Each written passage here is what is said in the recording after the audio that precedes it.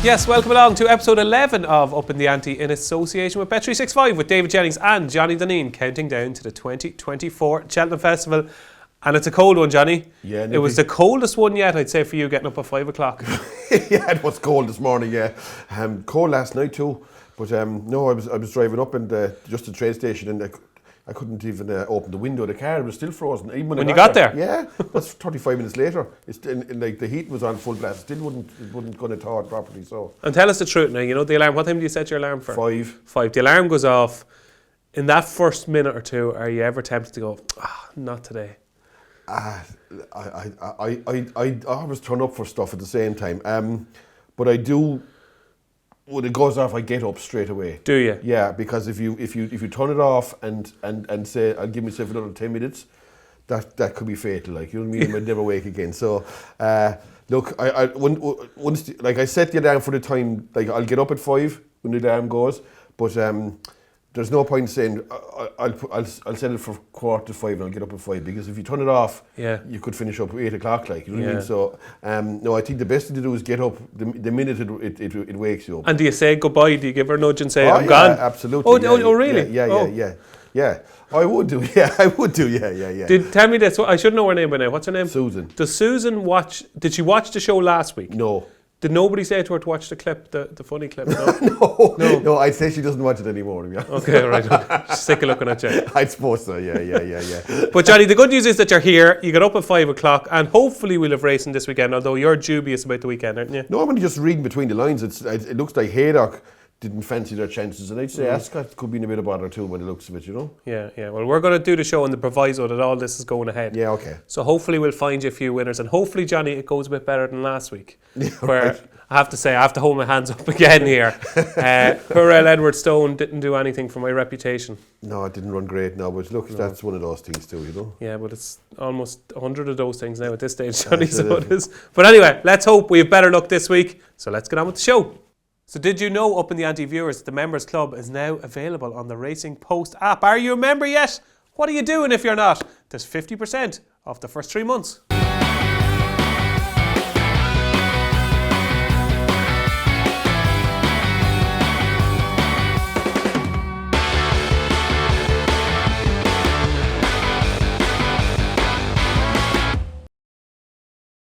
So we'll kick off with our questions from the crowd, and get your questions in. There's people giving out that they've sent questions in and we haven't used them on the show. The best chance of getting your question on the show is send in the video questions. We want to see your face on Upping The Ante. So get your video questions in to uppingtheante@racingpost.com. That's your best chance of getting on the show. So we picked 4 this week, and the first one this week comes from Garrett Deacon. And Garrett wants to know, Johnny Dineen, have you got a cliff horse? Or have you had a cliff horse over the years? He says that he knows that you're very unforgiving, so cliff horses really aren't in your DNA, but has there been one horse over the years that has really got to you? And he also says he knows that mine is Might I, of course. Okay. No, I don't really deal in cliff horses as such, not really. That's not the way I bet. Look, I think if you back a horse, win or lose, you're finished with him from that day on until he appears in another race, and you like to look at him again, maybe. You know what I mean? Like, every race is different, and you've got to judge the races as they come along. I think cliff horses come from people who would maybe have a horse that runs in the Stewards Cups and them kind of races, or maybe there's a horse now that I could see being a cliff horse for people. Is a horse I do like myself is Panda Boy. I do think he will win one of those big handicap chases, but I'm not going to back him in every one he appears in at the same time. Why? Because I might be wrong about him winning one for starters, and he's not a really great price either. He's only 6 and 7 to 1 in these races as well. So, and plus he's probably nipping up the weights every time he finishes second and third in that, you know. So he runs, just say, in the Tyesis, right? Yeah. At Gorham Park, and you think he'll win a big 3-mile handicap chase? Yeah.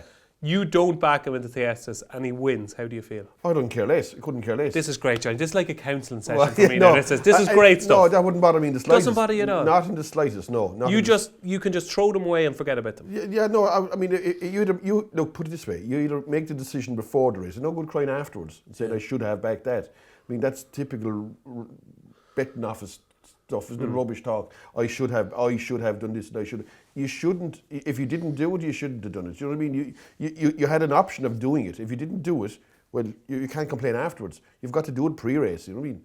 So, I mean, I don't have Cliff... Now, a horse... You must have something. So, okay, so viewers will be watching this and they will have... I'm like Moher. I have that many cliffs, right? Right? But there must be something that has got you over the years that you say, oh, I can't believe I did that again. Is there one that stands out maybe? Look, I don't know. I suppose every loser is a bad choice as such. You know what I mean? And lots of losers will get you. Okay, there would be a time when you'd say you'd be thinking about backing a horse and and maybe you don't make it. You don't bother getting involved, and it goes your way, and you're saying, "Geez, I should have done that." But there are lots of times when it doesn't go your way, when you don't even think about saying, "Well, at least I saved myself money there." You know what I mean? That kind of way. So it doesn't really bother me missing a winner. Is there any at the moment? Is there one horse at the moment? I think that horse that you put up for the Albert Bartlett, what's he called again? My Trump Card. Yeah, I do. I would give him another chance, my Trump Card, assuming you'll be allowed back him in a maiden hurdle somewhere soon. That he's not too short. Yes, exactly. That he doesn't turn up at 2 to 9 or somewhere. Why would you back him now the next time? I just think that he may not have given his running in Fairy House, and his jumping there's a small bit of element of that he could improve somewhat in it, and I might have underestimated the winner as well on top of that. You know what I mean? So I do think he is probably one of the best maiden hurdlers in the country, and I would say the next time he wins or the next time he runs, I will be on him, price permitting. I'd say, you know what I mean? Okay, well, I hope you're right. Yeah, but I know as regards Cliff,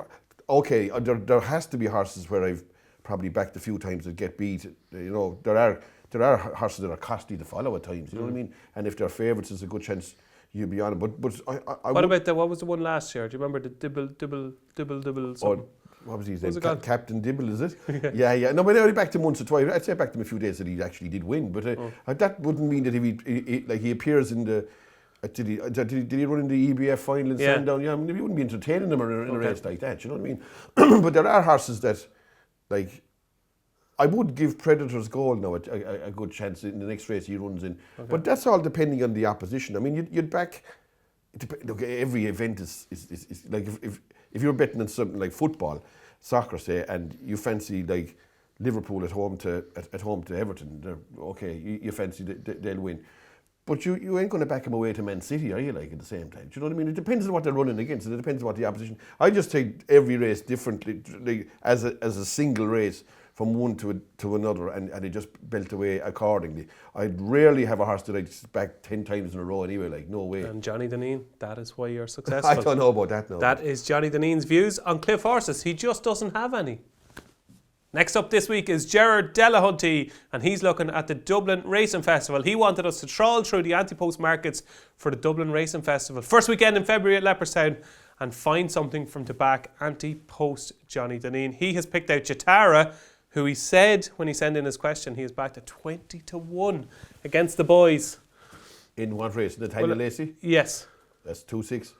Yes. Yeah, okay. No, is that okay? No, I didn't know what race it was in, to be honest. Give out to him there. No. I think it's no longer 20 to 1, I don't think. Is it not? No. Okay, so what have you got for us? I went with two horses, actually. Two? Yeah, one is in that race. I went with Predator's Gold. I said 2 mile 6 will suit that horse much more than the 2 miles of Christmas. And that was 7 to 1 yesterday anyway. I only looked down through they hadn't every race priced up, obviously, just the novice hurdles and that, and maybe some of the grade 1 races. Yeah. But that was 7 to 1. That appealed to me now. I'd say I couldn't see that running in another race there. Okay. And I'd say 7 to 1 looked fair now in relation to the ones that were around it. I thought that was a good price. And so that's Predator's Gold in the 2 mile 6 novices. Nathaniel Lacey. And I go with Ballyburn at 2 to 1 for the 2 mile race. Would you, Johnny? I would say 2 to 1. I'd say that'll be less than that.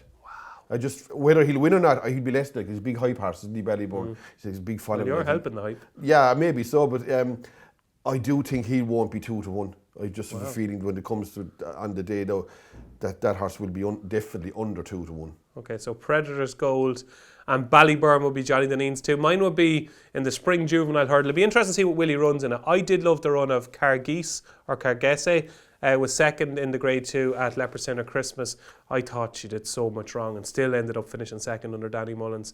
So she's 8 to 1. I thought that was a big price. But who knows what Willie will run in that Spring Juvenile Hurdle. The one thing I would be pretty sure of looking at the last week or two, Willie is going to win the Triumph Hurdle with something. And I think he's still got a few good ones to come out. Salvatore Mundi still has to come out. Majborough still has to come out. And he's winning a lot of these juvenile hurdles at the minute, Johnny. Won one on Saturday, won one yesterday at Punchestown. Yeah, I was half leaning towards the English horses now in the Triumph Hurdle. I the front two in the market. All along, I would have said at the start of the year that an Irish horse would win the Triumph. I wouldn't be so sure now. Okay. I think the balance has nearly gone the other way now, to be fair. I don't see any... Maybe it's something will come out of Dublin Racing Festival, but I don't see anything that you'd be overly worried about it for at the moment. At the moment, but it can change. Oh, it could. Oh, absolutely, it can change. But did you not like the performance of the Gigginstown horse? Look, it's another one that's won an absolute rubbish race by half the track. You know what I mean? Like, how many false dawns have we seen this winter? You know what I mean? There's good chance it's another one. There you go. Johnny Dineen's two horses at the Dublin Racing Festival. They are Ballyburn and Predators Gold, and I'm Mark Cargeese in the Spring Juvenile Hurdle. Third up this week is Jimmy Connolly, and Jimmy wants us to pick out our best and worst rides at the Cheltenham Festival since 2014. So in the last decade, the best ride you've seen at Cheltenham in the last decade and the worst. Do you want to go first or second? I'll leave you go first this time. Okay, okay. You probably have more than one, have you? I could have a lot of them, actually. Okay, I'm going to go for one. I've told him this before as well. I thought Ruby Walsh on Min in the 2019 Champion Chase was a shocker. It was the day Altior won it. He beat Politolog and Sco Royal and wasn't at his best. If you remember, he was passed up the running and then he fought back. And Ruby obviously rode Min to beat Altior because he'd been beaten the previous year. He finished second. But with a horse like Min, and I know you could argue that they've changed the running style of an Ergamine and it worked, but with Min, he's an attacking horse. And I think if he had rode Min the way he usually does, he might have won the Champion Chase that day. I thought that was one that got away. I think you can't change tactics on horses just to beat another horse, in my opinion. And for that reason, I would go Stateman in last year's Champion Hurdle as well. I thought they rode him completely differently to how he's usually ridden. And I think with horses like Min and Stateman, they're so professional and they're so straightforward that you have to just let them do their thing. And if something is better than you, well and good, but let them do their thing. And it's hard to believe that I picked probably the two best jockeys that have ever ridden at Cheltenham in Paul Townend and Ruby Walsh as two of the worst rides. But they would be my... And as regards the best ride I have seen at Cheltenham in the last decade was Nico de Boinville on Shishkin in the 2020 Supreme. So much went wrong. He nearly fell at the third. He was hampered then by the fallers, if you remember, Asterion Fallon caused havoc.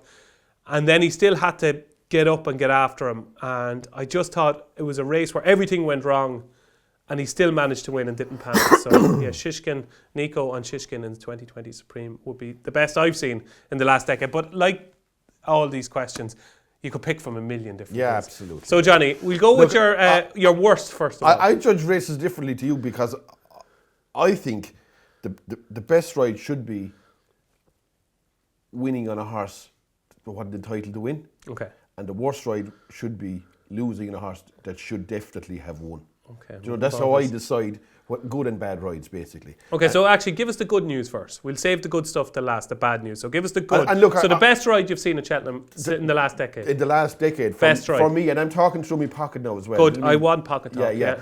I'm going to go with Nina Carberry and On the Fringe in the Fox Hunters. The second year. Yes, Yeah. the year she won that. That should not have been in the first three, and she would have won on the first 5 home, in my book. Do you know what I mean? You're looking for a dancing partner or something, are you? No, that's Davy's job. But no, I think if you look at that race again, she's under the pump before the home turn. Yeah. She gets absolute insane jumps at the second last and lands running, and again at the last and lands running, holds her position, and was absolutely on fumes going to the line. There was horses flying up everywhere. What was second? Marito. Very good, Johnny. Yeah, and like the girl Pendleton rode the 5th horse. Yeah. Pasha Polar. Yeah, that's her, yeah. And the 4th horse was a horse belonging to Greatrix. That should have won. Yeah. Pendleton's horse should have won. Marita should have won. And she should not have been placed. Yeah. And like obviously when you back it, it kind of raises. It's one you'll remember. It's one I'll remember forever anyway, you know, because I was in the hole as well and it got me out of it. What won the Gold Cup that day? Don Cossack. Very good, Johnny. Yeah, but I would say that was an absolutely insane ride. Now, not alone should it not have won, it should not have been in the first 3. Okay. So well done, Nina. You are Johnny Dineen's ride of the Cheltenham Festival in the last decade. And now for the good stuff, Johnny. Yeah, look, the worst ride you have seen at Cheltenham in the last decade. Don't hold back now. I won't hold back, no. And I know I could pick a 2 or 3 of them, but 2 or 300, I could pick 2 or 3 definitely. But I'll give my opinion the worst ride. Come on, spit it out, Johnny. Come on. I'm going to go with Goshen in the Triumph Hurdle. Jamie Moore. I think when you're 15 in front coming to the last at Cheltenham, you cannot fall. You cannot fall. You just slow it down. You make it in such a way that this horse cannot fall. It can't fall. But if you're doing this stuff and asking for a big one, you're leaving yourself open to the fall, and that's what happened. Johnny, I love you, but that's nonsense. Why? Did you not see the slow-mo of what actually happened? That is nonsense. That's the stuff that's nonsense. But there's a pure freak accident. It's not a freak accident. It's a freak accident that okay, like. So you think it's an accident that shouldn't have been allowed to happen? Exactly. Right. It's an accident. If he slows that horse down to whatever speed, 10 miles an hour, less than what he was going, it couldn't have fallen. If you get into the butt of a hurdle, you cannot fall it, in my opinion. And he could afford to rattle the hurdle. The only way it was going to fall is to go for a big, big jump. Okay, Ruby Walsh fell off of any power, okay, in the thing. But that race was in the melting pot. He was only a couple of lengths ahead, Andy Power, needed a good jump and fell, okay? I don't mind that stuff. That's fine. But when you're 15 or 20, even if it's an ordinary race, like I love jockeys when they're coming down to the race won. And they're, whoa. And then they get into the bottom of the hurdle, then they can't fall. Yeah. But if you're going this stuff and looking for one for the cameras, you're natural there, and then you genuflect and you're gone. Okay. That to me is absolutely throwing the race away. Okay. Points I will make on that, right? And you're entitled to your opinion. Yeah. Again, so you're on a horse. It's pocket talk now as well. Is it? It is. Okay. So you're on a horse like Goshen or Goshen or whatever way you pronounce it, okay? Yeah. So you're on a horse like him who is tricky, Johnny. We know he's tricky. He hangs. My opinion on it would be he had to keep the revs up. He had to keep the revs up. If you're on a horse that's a bit of a headbanger and you've got him going forward and you're saying, right, I found a stride here. I'm going to meet this on the perfect stride, which he kind of like... It wasn't a mistake. I would say, would you not be more disappointed in the jockey that day if he slowed him up, lost all momentum and then ended up getting beaten, then saying... But how could he get beat? He couldn't get beat. He was so far in front. He was completely unaware of how far he was in front. Maybe, that's a valid point. Okay? Yeah. Okay. The second thing is, he had the race won. He'd have given it a brilliant ride all the way down to the last. Okay. He never gave All Mankind any rope in front. And he sealed the race the right time. Bang, away from the second last, off the last bid, good night and God bless. Race over. Okay. And he's gone, he's grabbed the rail, done everything, absolutely everything right, until he came to that hurdle. He should have known, all he had to do was get over this. So if he had have pinged it, right, and didn't the thing get stuck, one leg got stuck and the other one... That happens every day of the week, but you don't analyse it. Okay, I know, but what I'm saying is, if he had done what he did, and the horse hadn't have fallen, you'd be saying, fair play to you. You went for a big one, you got it, you won the race. You didn't need one. I remember having me absolute tonsils on one down in Turles one day, right? Yeah. And I'm not going to say who rode it, but he came down to the last. We had a sweep on it anyway, right? Right. And he came down to the last. It was 15 in front. Yeah. And he asked him for one of those big jumps, and he got it, right? Yeah. But there was absolutely no need for it. There was no need for it whatsoever. No, he didn't fall, but he did buckle at the back of the, but he got him back up and he stayed on his feet. But there was no need for Undersow? No, this wasn't Undersow, no. This was a lower level horse than Undersow, but it was a lot more important than Undersow. That it actually won. No, but there was no need for that kind of a stuff. Look, I'll put it this way. Do you know what it's like to me? It's like you're driving a car and you're coming into a bend, right? And say, I'll get around it without using the brakes, okay? You know for certain you'll get around the bend if you use the brake anyway. But and next thing, you're upside down and turned upside down inside the ditch and say, I should have pressed the brake. Yeah. That's, to me, that's like, you when you have that kind of a comfort or a cushion, he should have known. To me, like, was it a race he threw away? I think it was. If ever there was a race thrown away. Now, I could give you loads of races where to say, I think jockeys threw away races by not being maybe proactive or whatever. Yeah, that's my point, because it almost goes against everything you believe in, and that he was positive. He was coming down but the positivity, the need for positivity was over. Okay. He had done everything right. Okay. Sealed the race, gone a mile ahead. All he has to do is negotiate this last hurdle, and if you get into the bottom of a hurdle there, I mean, I don't mind horses falling at the last if there's like yoke within a couple of lengths, Yeah. where you need a jump. You know what I mean? And if you see for the slow one down and they lose all momentum, they get beat. But this thing nearly had to turn around to get beat at the same time. There we go. The worst ride Johnny Dineen has seen at Cheltenham in the last decade was Jamie Moore and Goshen. And our fourth and final question this week comes in from Paul Hendrick. And Paul has sent us in a list of bankers, Johnny, and he wants to know whether you would play or lay them at their current prices. He says they can't all win. So we've got 5 bankers at the moment, and Paul says they can't all win. So the 5 bankers at the moment are Marine National in the Arkle, Constitution Hill in the Champion Hurdle, Gaelic Warrior in the Turner's Novice Chase. Then moving on to the final day, we've got Gallop in the Champs in the Gold Cup and Dino Blue in the Mare's Chase. So let's kick off in the Arkle, Marine National at his current price, play or lay, Johnny Dineen? I don't know. First thing anyway, I'd have to say is the thing about they can't all win, as Mick McCarthy says, they can't.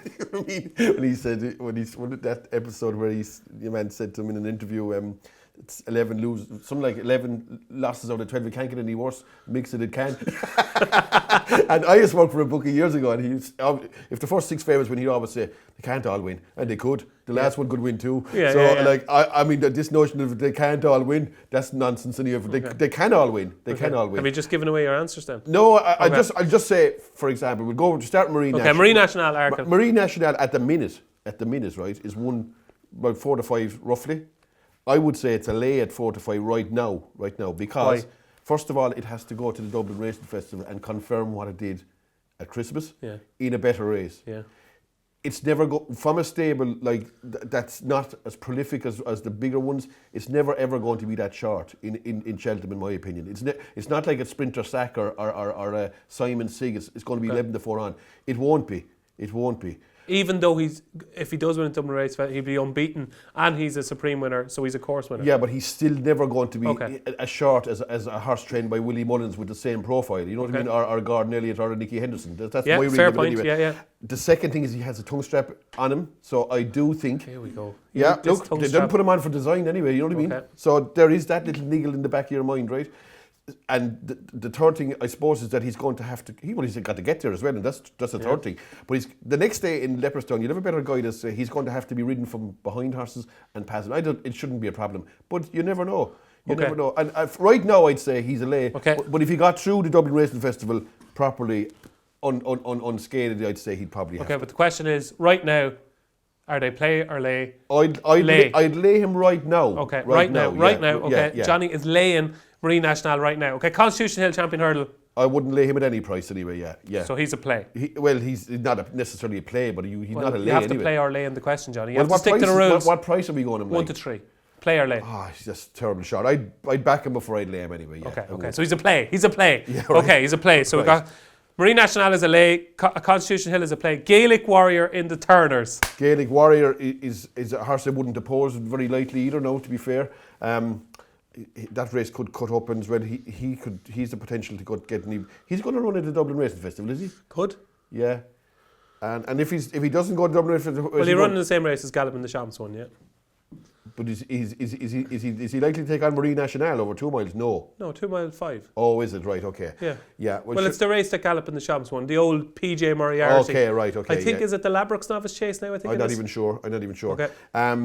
Look, I know fellas are saying that he's going the wrong way around and it's going to be a bigger impediment over fences than it would be over hurdles. So maybe that's the thing in the back of your mind. What price is he now? You're playing though, aren't you, by the sound of things? I wouldn't like to lay him anyway, no. Okay. If he was forced up against the wall, I think I'd actually play him. We've got a play for Gaelic Warrior, who many people will be taking onto the final day. Gold Cup, Gallop in the Champs, even money. Gold Cup wins. I'd lay him at even money anyway. Would you, you would. Even money is an awful bad price. In a Gold Cup it is, of course it is. And like, okay, he looked imperious the last day. He did, of course, in Leopardstown. And saying that maybe that Jerry Clom didn't perform or whatever, and he was round the outside, and there might have been a small bit of a bias that maybe accentuated the winning distance from that. Plus, he put in a big effort, like, to win that race. You just don't know. Is he maybe a better horse than Leopardstown and Cheltenham? Who knows? Look, he's won twice in Cheltenham and should be 3 from 3 there. Yeah. Look, if he reproduces his, I couldn't back a favourite in a Gold Cup at even money anyway. I just couldn't. Not a hope. And he's could even if he did win again and there's nothing popping out really. Like if he beat Fast and Slow by 20 lengths the next day in thing, you'd be saying he'd be shorter than evens even. Yeah. But sometimes those runs take a lot out of horses too, and I mean, there's even money shots run every half an hour. Do you know what I mean? You don't need to be back and win the Gold Cup at evens, in my opinion, anyway. Fair enough. So he's a lay. Gallop in the Champs is a lay. And finally, Dino Blue in the Mare's Chase. And the mares are dropping like flies, Johnny. Yeah. Challengers to Dino Blue. Is there any at all out there? They look thin in the ground now anyway, they do, Who could possibly beat her? Limerick Lace, and it probably won't run against it even, you know what I mean, more than likely. So, Dino Blue, it looks a winner. It's short at the same time, but she does look a winner. She by process of elimination. Is there any chance I could have a sex change and run in this race? No, I don't know. Yeah, I don't think he'd even win it if he did. Anyways, all the one. But look, Dino Blue should win. Yeah, I think. But it's skinny now at the same time. Yeah, like. You got in there very early. Fair play. I haven't enough on it though. That's the problem. Really? We never have enough on those ones. But look, I think it's short. It hasn't much to beat though. It hasn't. It looks. It's very likely to be a weakish race, and of the like, I wouldn't be surprised if all those 5 did win. To be honest, like I'd say, there's more likely. What would you go to? Like, what would the spread be? Over 3.5? With 3, I suppose. Like I'd say, they'll all be about even money shots, won't they? Like roughly. Well, Constitution. Yeah. Oh, sure, that's one in so the it's over 3.5. I'd say it's 10 to 11 each of 2. 3.5. I'd say. Yeah, I suppose. Would you get? It's all right, Johnny. It's not like for would dead. Would you get your money back in a draw at 3, maybe something like that? I'd say. Yeah, maybe. So you're going Asian handicap. Right? Yeah, exactly. Yeah. Okay. Look, I don't know what we did price it, to be honest, but look. How many of them? So to go through, you just say play or lay, okay? Marine Nationale. Yeah, I think I'd lay that right now. I would. Yeah. Constitution Hill. I'd back that. Yeah. Gaelic Warrior. I'd back that. Gallop in the Champs. You'd lay that. And Dino Blue. Yeah. So 3. You're giving 3. 3 out of 5. There you go. That's Johnny Dineen's play or lay on the 5 bankers at the Cheltenham Festival. So it's performance of the week time here on Upping The Ante, where Johnny Dineen counts down his top 3 performances from the last 7 days. Take it away, number 3. Number 3, I went with Reading Tommy Wrong in the Lawlers and Ace. 3. Yeah. Look. You stood here last week and you said one of the top 2 in the market would win. Was it an expensive race for you? No, I finished up back in Eel Atlantique. You couldn't really back the 2. There were under 2 to 1 it left, but I did go with Eel Atlantique. But Firefox ran awful, didn't he? And jumped brilliant. Yeah. Making lengths at hurdles, he was he Firefox. ran terrible though. I don't know what happened in that race. But some of the horses ran awful in that race. Even looks like Chapeau de Soy, Crow Park, like they weren't sighted in the race. Like they didn't look any fluke about it. I mean, Reading Tommy Wrong came and beat Eel Atlantique on merit.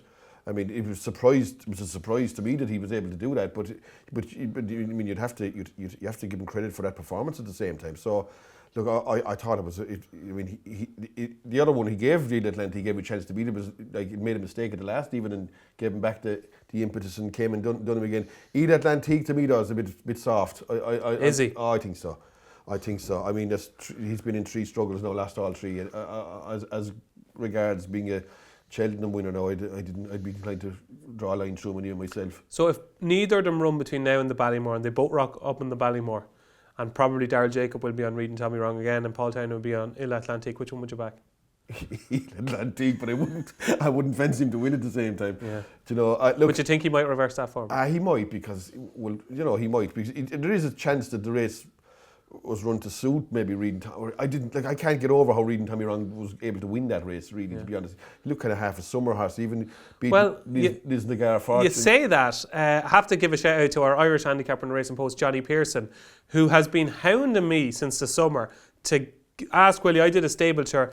And his big thing, Reading Tommy Wrong, he kept saying, is his best novice hurdler. And I was like, Reading Tommy who? I had a clue who it was at this stage. I think he had won a Ballinroe bumper. So well done, Johnny Pearson. He was shouting from the rooftops about this. Whatever he saw in bumpers, he loved about Reading Tommy Wrong. And he was right. Yeah, he's no doubt he's a good horse. Like how good he is, I don't know.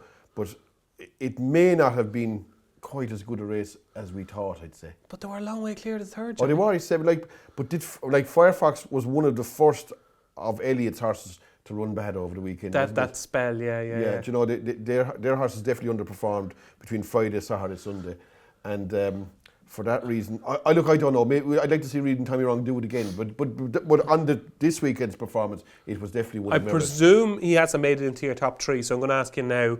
What did you make of Romeo Coolio in the bumper at Fairyhouse? It looked laboured enough to me anyway, you know, and the betting suggested that he wasn't quite as good as people were saying. Well, he missed 2 or 3 weeks of work. So Gordon Elliott, I have to say, I spoke to him after the race, and you can read the quotes in the Racing Post. He is utterly convinced that this is a proper horse. Right. And I don't think we did see the best of him at Fairyhouse. Yeah, look, he won. I suppose he was never getting beat in the last... 2 to 5 to evens is some drift, though, isn't it? It is, yeah, it is. Look, I don't know what to make of him, to be honest. I mean, the second horse had only a reasonable run before that. Yeah. But look, it's hard to judge horses in the back. Kind of a half a sprint up the straight too.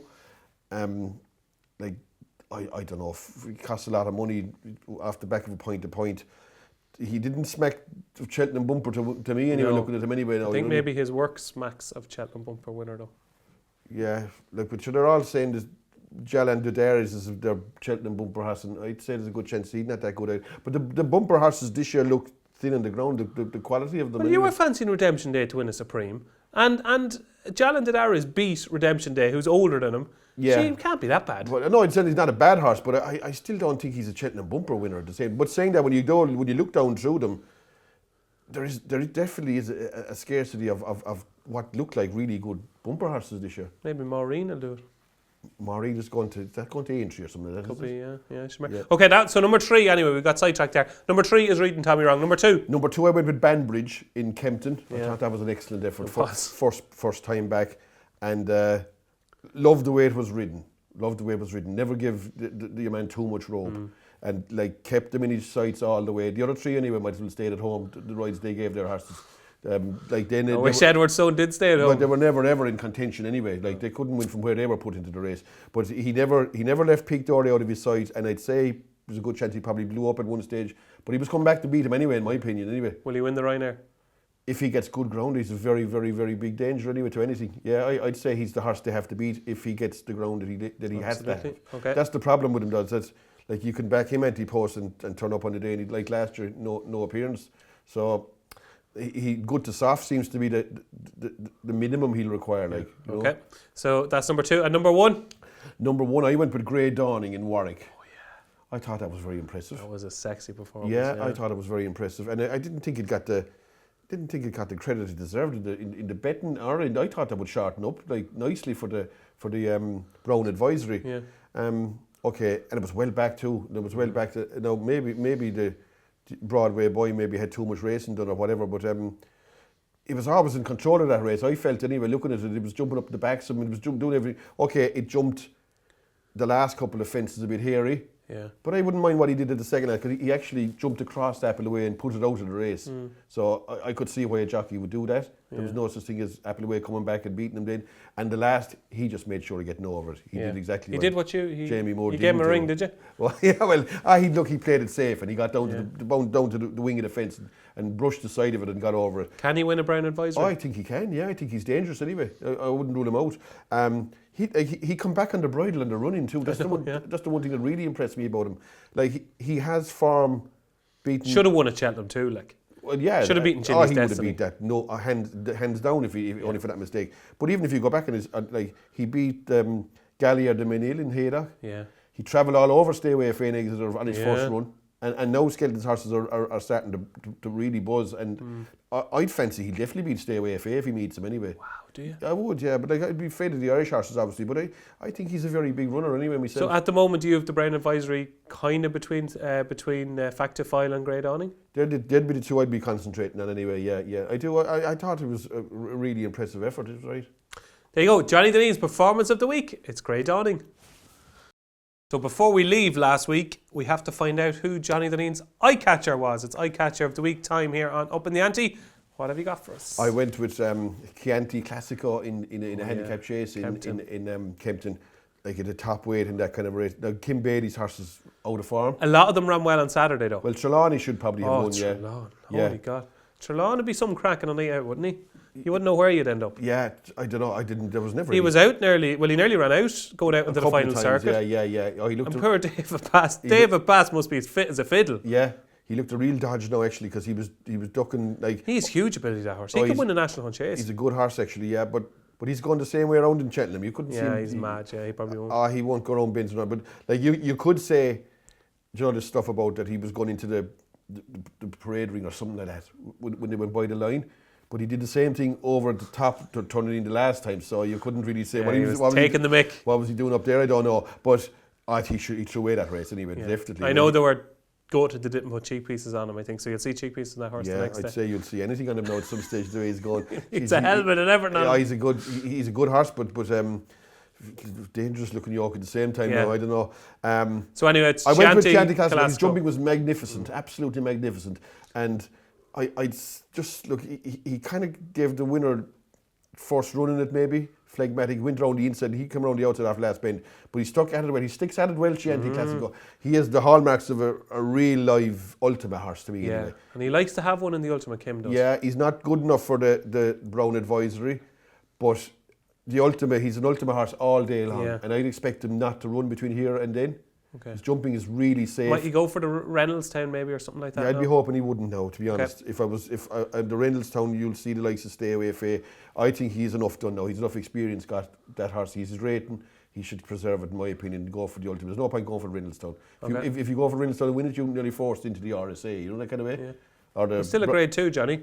It's not all about Cheltenham. No, I think when you have this mark, and you should preserve it, I think, anyway. And there's... it's not as if he needs the experience. His jumping is magnificent. Novices have a good record, especially in the latter years in that race. Yeah. And he has all the hallmarks of a horse, a big runner in that race anyway to be. Okay, so Johnny Dineen thinks he's found the winner of the Ultima in his Eyecatcher of the week this week. It is Chianti Classico. So what you want to know now is what's happening this week, and the answer to that question could be nothing. Nothing. Well, you could be standing here next week and say, Johnny, what was your performance of the week? And you'll say, the young lad playing an under-10 soccer match. Because we mightn't have any racing this week, but we're doing the show on the proviso that we will have racing. And hopefully the cold snap will end. So we're going to preview 5 races, kicking off with a Grade 2 novice chase at Lingfield on Friday. I fancy something in this, but I want you to tell me what you fancy first of all. Look, assuming that they all turn up, there's a lot of pace in this race. Yeah, it's a good race. It is a good race, actually. Yeah, but there's a few front runners in that. I was looking for something maybe coming from the back, or not so much like from the back, but. Yeah, you like your hold-up performance, Johnny. Yeah, no, but I just say when there's a pace burn up, you don't want to be involved. Oh, you don't want to get involved this time? No, not if there's a 3-horse contest in the lead, and like you'll like some Matata who's in it. That's going to be hard to lead, and you've a couple of others with JPR. Jello and JPR won. There's a good chance that one of those, maybe the 3 of them cut each other's throats. I was looking at the likes of Master Chewy and Pembroke. They were the 2 horses because they won't be. Well, you've mentioned the one that I like. Yeah, so which one are you going to go for? I was surprised that Master Chewy was rated so much ahead of Pembroke. I'm going to go with Pembroke actually. I like Pembroke. Yeah, I just thought he was ordered the race for the Sunday now in an entry the last day he won, but. I think he's like Master Chewy. The race that he won, there was a pace duel up front, and Master Chewy needs everything to go his own way. And he's a bit soft. Like he has lost a share of races that he possibly should have won.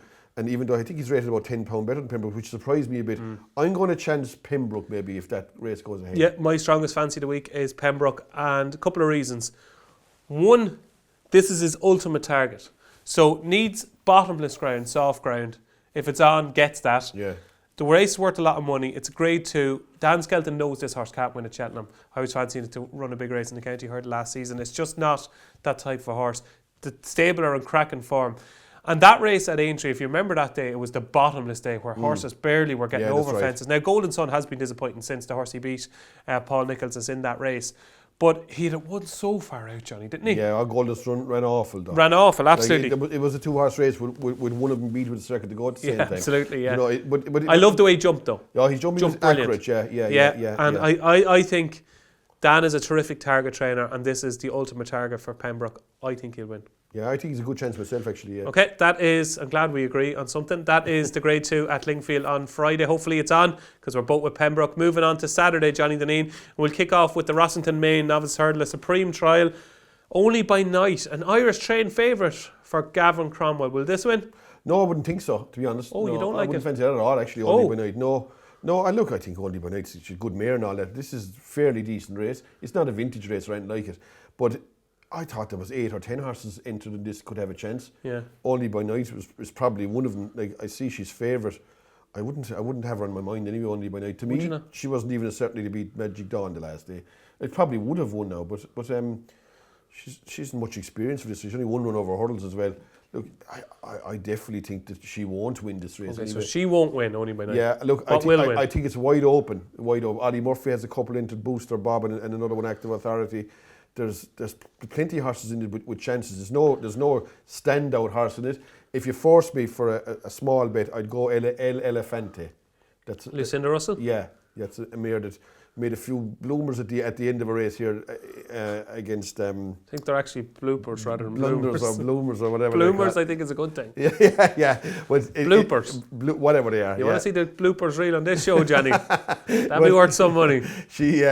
She made a few mistakes in that race. Henderson won with a mare there, but belonged to Jared Sullivan.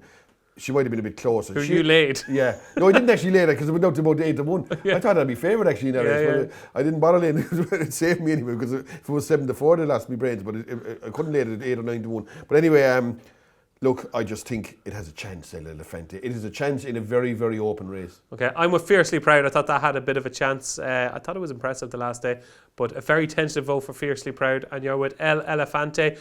Moving on to the Mayor's Hurdle at Ascot, Johnny Dineen. It's a grade 2 in name, but probably not in nature. West Balboa is 11-10 favourite at the moment. Yeah, that looks horrendously short, even though if you force me to pick one, I'd go with that. But that won't be 11-10 surely, would it? That can't be 11. It's finished last to 10 in its last run at the same time. Yeah. Okay, the stable. It was a grade 1. Yeah, but still, that like beating like 10th of 10 that's a horrific thing on your form card, I think, anyway. Can't do any worse, anyway. Marie's Rock is in it, is it? Yeah, it's not running great either. And I'd say it has a bit of a physical issue too, what it looks of it. There's other horses in it. Like West Balboa, like, she's a good chance, but like I wouldn't trust her 11-10. I think she'll be bigger than 11-10 though. Okay. Definitely. I couldn't see anyone tearing into that at that kind of price. It's a terrible price, but you think she'll win? She look this way. She'll be 2-1, I'd say, or 7-4. I still wouldn't back her, but I think she's a very likely winner in a race where I wouldn't dream of having a bet in. Okay, I think she'll probably win as well, but she is no value. Moving on to the Peter Marsh Chase at Haydock. Can Royal Pagaille do it? Now, this is not your thing. Big weight in a slog around Haydock in a handicap. This is like the anti-Johnny Dineen. No, I wouldn't be interested in the Peter Marsh yet, even though I do think Famous Bridge has a chance in this race. I do think that he's a dual course and distance winner. He's gone from 129 to 135 to 139. That's only 10 pounds for winning, like, from possibly winning three decent pots. And he doesn't do a lot in front, so he's only winning by small margins. He's relatively young in the general scheme of these kind of races. And I expect him to be there or thereabouts now, to be honest. I'm not saying he's certainly around like that, but he's the one I would consider having a bet on if I was having a bet in the race. There'll be viewers watching this, and their weekend will revolve around Royal Pagaille. They might only have one bet at the weekend. It will be Royal Pagaille, who's a Haydock specialist, has his ground if it goes ahead, has won a Betfair Chase, and they'll think he is a good thing. What do you say to them? Oh, he's no way is he a good thing. She's going to have 12 stone, isn't he? Like, giving lumps of weight away in a race like this. He's done it before. Yeah, maybe he will, but he's not getting any younger, is he? Like Royal Pagaille. He's getting better though, is he not? I don't think he is. He couldn't be getting better. There's no one. Well, has he won a grade 1 his last chance? Show me the fella gets better when they get older. Nobody, as far as I can see, anyway. You know what I mean? I would say, I don't know this off the top of my head. I would say his best performance on ratings was winning the Betfair Chase. Yeah, look, maybe so, but what kind of race was that even? Like Brave Man's Game probably didn't run to form. Look, he's Grand National winner was in it. King George winner was in it. What kind of price are you talking about here, like Royal Pagaille? 2-1, 5-2. Oh, stop! I couldn't dream of backing him anyway. Not a hope.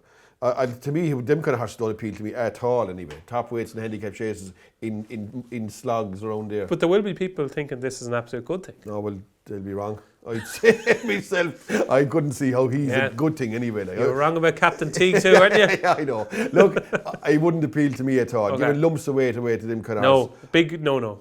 Big no-no, yeah. No, 3 no's. Yeah, no, yeah, exactly. A massive no. 5, we got 5 in there in a split second. Okay, so no, Royal Pagaille won't be winning the Peter Marsh Chase. Well, it probably won't be on, so we won't know if you're right or wrong. Okay, yeah. The final race, which we keep our fingers crossed that it will be on, of course, is the Clarence House Chase, and it sees the rematch of John Bon and El Fabiolo. Is it 1-1? 1-1 at the minute? It's So John Bunn beat him in Aintree, yeah. and then in the Arkle, El Fabiolo beat John Bunn. So it's 1-1. Who's going to take the lead? Will you have a bet? Now, this was the race last year that you were adamant that Energumene Yeah. would win. It was called off. It was ran at Cheltenham and you were wrong. Yeah. Right? But you were kind of right because he won the But championship. you don't get paid, you see. You have to, You were wrong and right at the same time. no, you're wrong because you lose your money. But you're kind of right, though. But you're not, because you lose your money. Yeah, You've no money I know. left, so you're wrong. Morally, you were right. Yeah, that does no good. You have to pick the... Have you a strong opinion here? No, I don't. Have you not? No, I don't. I'd say it'll be one jump in it. If John Bond can force an error out of El Fabiolo, he has a chance. He's a great Would you chance. not be tempted to back him around 6-4 then? I mean, you, the best horse I'd say is El Fabiolo, and if he puts in a proper round of jumping, he'd probably beat John Bond. But how you weigh it up then is, can John Bond force an error out of El Fabiolo? There's every likelihood he can. He has to be ridden from the front of him, because if he does ridden any other way, he can't win. So I presume he's going to take it up Swindley bottom and even maybe make all the running, try to make all the running, whatever. Of course he can beat him, but he needs for something to go wrong with the favourite. Yeah. And you probably don't like backing horses when you need something to go wrong with another horse. Like I think you're backing the second best horse in the race if you're backing John Bond. Yeah. But then, how do you weigh up whether your man can make an error at some stage in a race, chasing one that can jump as well as John Bond? Like, put it this way, if I probably want to have bet in the race, it'd be a really intriguing contest. If my life depended on it, I'd obviously pick the favourite, but I wouldn't back him either. No, I think I'd stay out of it because I'd be terrified that you could easily go wrong, whichever one you'd pick. Okay. For the first time in 1.5 series of Upping The Ante, Johnny Dineen is actually sitting on a fence. So yeah, but I think a lot of viewers will be saying it's hard to. If you have a strong opinion, it would almost have to be El Fabiolo because you think he's a better horse. Yes, yeah, I think so. But I think a lot of viewers will be similar to you sitting on the fence. I look, if you have a strong, nobody can say John Bond is a good thing, is he? Like, because John Bond was beaten fair and square by El Fabiolo in Cheltenham. And I do think that if John Bond or if El Fabiolo jumps properly as well as John Bond, he will beat him. But that is a big if, I'd say. That is a big if. I don't know. It'll be intriguing as to what happens. I do think if they're coming down to the last together, there's only going to be one winner at the same time. If John Bond hasn't been in trouble before the home turn, he won't beat him. Okay, there we go. That's what's happening this week. We hope. It's midweek treat time here on Upping The Ante, where Johnny Dineen delivers his best bet midweek. And Johnny Dineen, well done. We're going for 2 in a row because Key de Bourbon bolted up kind of last week at Clonmel. He got the job done. Wasn't easy viewing. No, it wasn't. And even all the way through the race, I was never overly happy. Were you not? No, even down the back street, he was not maybe belting hurdles and that. And eventually, you'd say he's got on top of the one in front, he'd win. And as soon as he did, this other thing started coming at him. Yeah, and how did you feel up the straight? Oh, I thought it was in real trouble coming to the last year, real bother. Yeah, and the heart was going a million miles an hour, right? Yeah, but at least we got there at the same time. At least even after a bit of strife, you get paid. That's the main thing. Have you health insurance? Oh, I have, yeah. I was paid up. I had to check that between the last two just to make sure because I thought I might be needing it. But so you go for the big 2 in a row. What have you got for us this week? This week, I'm going to go with a horse in Ludlow. I was just reading between the lines there that has a chance of being on Thursday, and hopefully it has. And if it does, T-Clipper is a horse that's entered for a Hunter's Chase. They're declared. I didn't realise he'd be even eligible for Hunter's Chase, but he obviously is. And he's the right age for Hunter's Chase. He's 9 years old. He's not too old, and he's in single digits anyway. And he's got James King on him. He's a good, consistent horse. He'd win the Hunter's Chase. Good rider, even if he doesn't win this race, the only reason he won't win this, I'd say, is if it won't be on. But you'd imagine he'd be very dangerous in any kind of a Hunter's Chase in Britain. I would have thought so anyway. Like he's not a bad horse at all, T-Clipper. Okay, there you go. Johnny Dineen's midweek treat in the 3:33, hard for me to say, at Ludlow on Thursday is T-Clipper. So it's DJ versus JD time, our weekly charity bet competition, which was going all right there 2 weeks ago. And last week took a bit of a skydive. Unfortunately, Edward Stone embarrassed me once again. Didn't do the business at Kempton. And Johnny, he's off my Cliff Horse list now. Is he gone? He's gone. Yeah, right. Edward okay. Stone is gone. Too keen, too fizzy, not as good as he was. Gone. Last week for you, what was your charity bet? Chasing Fire. Right, yeah, Chasing Fire. Chasing Fire. Ran awful. He's never even put into the race anyway, but he ran terrible anyway. Yeah, it was extinguished very quick. Yeah, another fellow will be joining Edward Stone instead. Okay. Maybe, I don't know. Right, so the current score is I'm minus €75 and Johnny is minus €175. So Johnny, you've got to retrieve this deficit. How are you going to do it this week? Yeah, well, didn't they say in school 2 minuses make a plus? Yeah. This is my maths teacher always said, yeah. Look, He taught you well. Your maths, I've never met a man maths like it. I don't know. What's 23 by 7? 161. That's unbelievable. Anyway, 33 by 6. 198. Go on. Jinko Blue is a horse I'm going to go with in Ascot. He's running in the last race in Ascot, the 410, a novice's hurdle. It's a winners of one kind of a thing. He did well to win that race against Masaccio in Newbury. Third horse isn't a bad horse either. The three of them were clear. It isn't a bad race of its type, but Henderson has a good record. 2-5 is about up at street. Stayed strong that day. He was just won it on the nod really, but was a bit free and did well to find at the end of the race. So I'd say he's capable of winning another race anyway. Even his run behind Personal Ambition, like that bolted in since in Doncaster, that doesn't look bad for him either. So I'll go with Jinko Blue to win that last race and Ascot, hopefully, assuming that it'll be on Saturday 4:10. Okay, so Jingo Blue, 4:10 Ascot for Johnny. I'm going to make an exception this week. I'm going to go early. I'm going to go Friday, 11-2 Pembroke in the Lightning Novices Chase at Lingfield. This is his target. This is his ground. This is his trip. This is time of year. Dan Skelton is on form.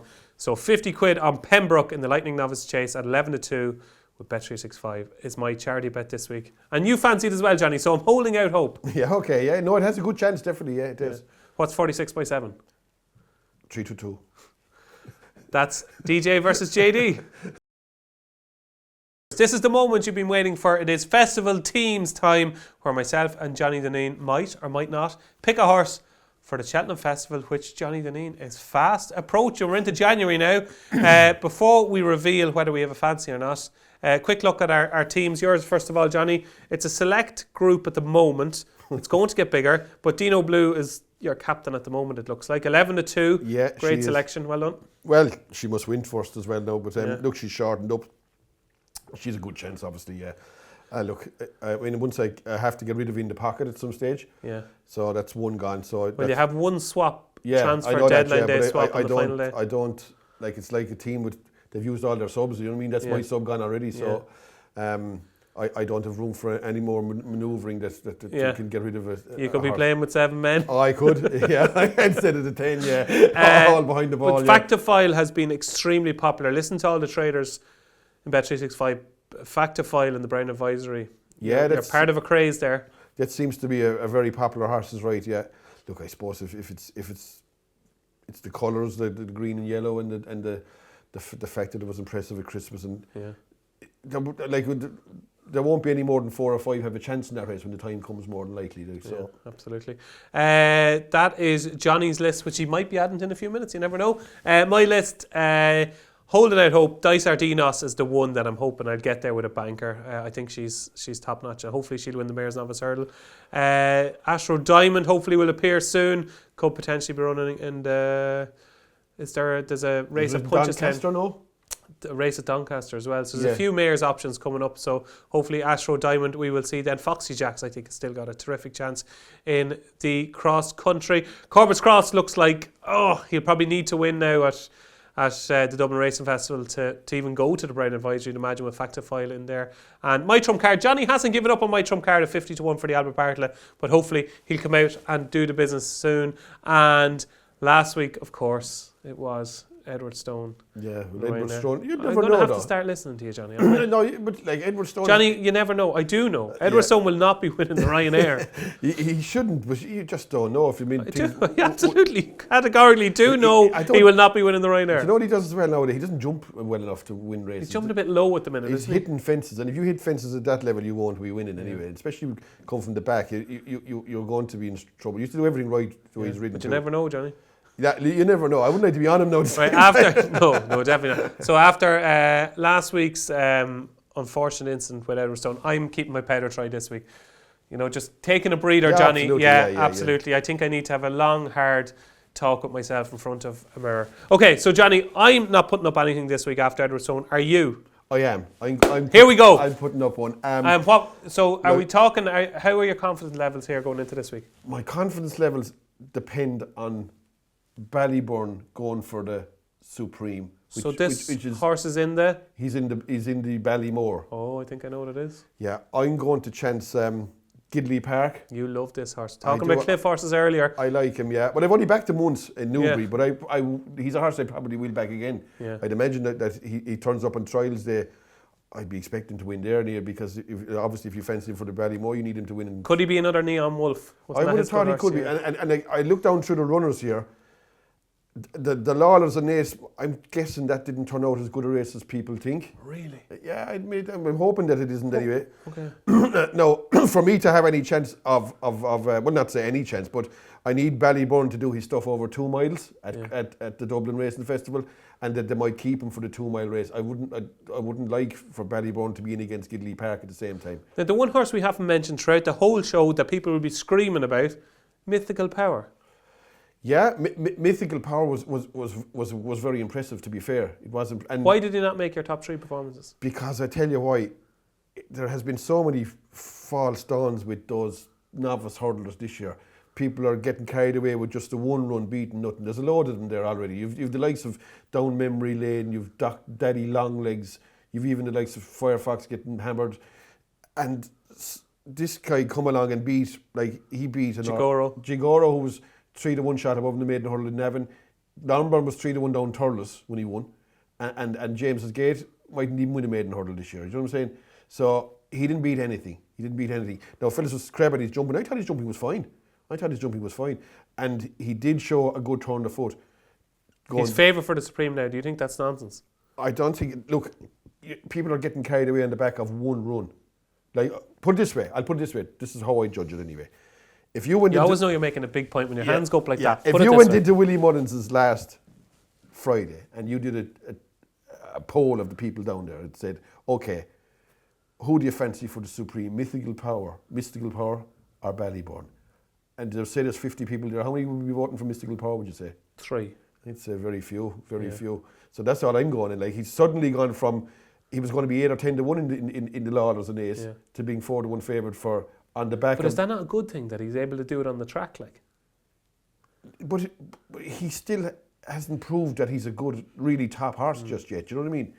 And for the saying Galileo's can't you? I wouldn't mind that really so much. No, look, undoubtedly he's a decent horse. Of course he is. But and he's bred all right, like, isn't he? Oh, he is, of course. But whether he's a Supreme Novices winner is a different matter. Okay, so we're focusing on the Ballymore. You fancy Gidley Park. Tell people why. I just do, because I think he's the best English horse in the race anyway. Okay. I do think he's the best. I do think that he will beat the likes of that horse that won Captain T, that kind of stuff, if he turned up here.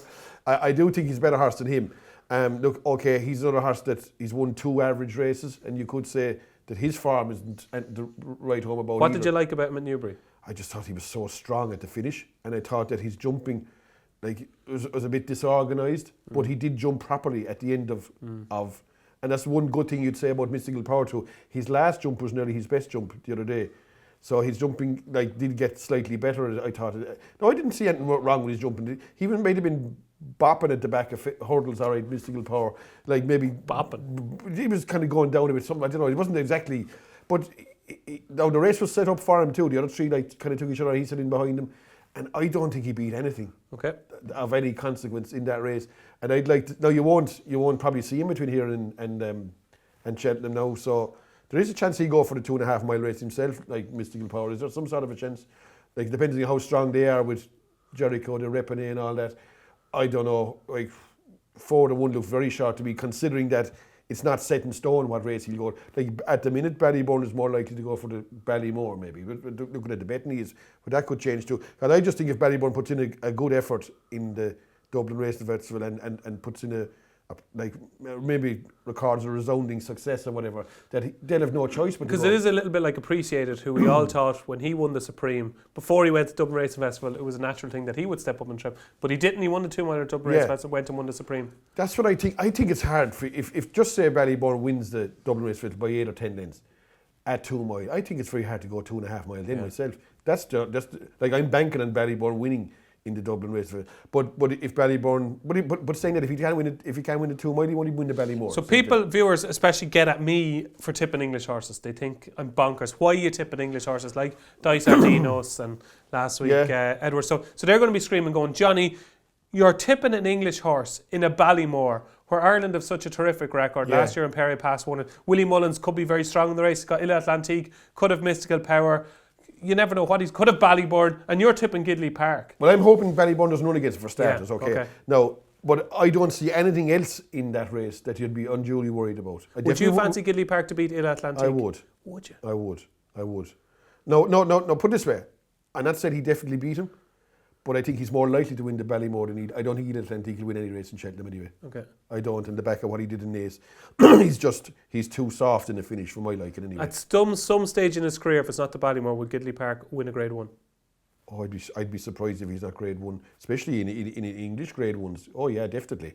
I think Gidley Park is a proper racehorse anyway myself. Okay, and Gidley Park is a standout 16 to 1 with Bet365. If you're looking for the price, go into the race. It's in the Bet Boost section. 16 to 1 Gidley Park for the Ballymore Novice Hurdle. And all 28 races will be boosted until declaration time with Bet365. So go into the race, go into the Ballymore, you'll see Bet Boost for Gidley Park. Johnny Dineen's fancy for the Ballymore Novice Hurdle at 16 to 1. He's had it added to his festival team. So that is it. That is episode 11 of Upping The Ante, done and dusted, Johnny. We could have a quiet week with the frost and snow. Yeah, it looks that way. Would you like a little reprieve? Would you like a week off? No, it wouldn't bother me this time of the year now, to be honest. Yeah, no, it wouldn't. It wouldn't. No, like look, betting and the all weather isn't really appealing. That to me as such. So no, you have 2 or 3 days off wouldn't do you any harm. No, and catch up and to a bit of paperwork and that, you know. I thought you were going to say catch up and chatting to your wife. No, catch up on paperwork. Yeah, no, I'm not great for the paperwork now myself. Are you not? I'm kick the can down the road, man. Now. Oh, desperate, yeah. Desperate. I have stuff that forms to fill in. The next thing you find they're about 9 months overdue and everything. You know what I mean? That sort of stuff. So I might do a bit of that now in the next couple of days, because I'd say we're definitely going to have a couple of days off anyway. You will, yeah. And maybe hopefully we might be up and running by this Saturday or Sunday. Sunday's Thurles is on every Sunday there, and Saturday is Navan, is it? Mm-hmm. Yeah. So maybe it'll break between here and there, but I'd say the next couple of days are going to be ropey anyway. Okay, so there you go. Hopefully we'll be back next week reviewing all the action. If not, we'll find something to talk about, Johnny, anyway, won't we? Yeah, absolutely. We will, of course. We'll have I think the American football comes to the end. Are you an American football fan? No, I look, not really, no. But there's a pal of mine, Mark Brandon, he's unbelievable at. Knows it inside out. I don't have a breeze what's going on. Yeah. Rushing yards, ducking and diving and receiving and I was watching a bit of it last night. It just happened to be on. I watched a small bit of it now, that's all. I don't even know who was playing, to be honest. Right. Who they were. They won anyway, the crowd were winning. The crowd were leading one anyway, that's all I know. This is cutting edge journalism here, the team that were winning won. They were winning 21-0 anyway. But you don't know who it was? No. They were American, were they? Yeah, they were. I've had to guess, I'd say they were... Rams. No. Falcons. No, Atlanta Falcons. I can't remember. That Detroit, no, not sure. Not sure, actually. They won anyway. If you're on them, you won anyway. That's all I know. Before we go, Johnny, one last maths. All right, okay. Okay, you ready? Ready for this now? Yeah, right, okay. I'm 38 and you're 53. So 53 by 38. 2014. That, ladies and gentlemen, is episode 11 of Upping The Ante in association with Bet365. I've been David Jennings, the maths maestro himself. You know, in Countdown to get Rachel Riley, I get Johnny Dineen. That has been... You'd be better off with Rachel Riley now. We must get her in as a cameo some week, Johnny. That has been episode 11 of Upping The Ante in association with Bet365. I've been David Jennings. He's been Johnny Dineen. Thanks for watching.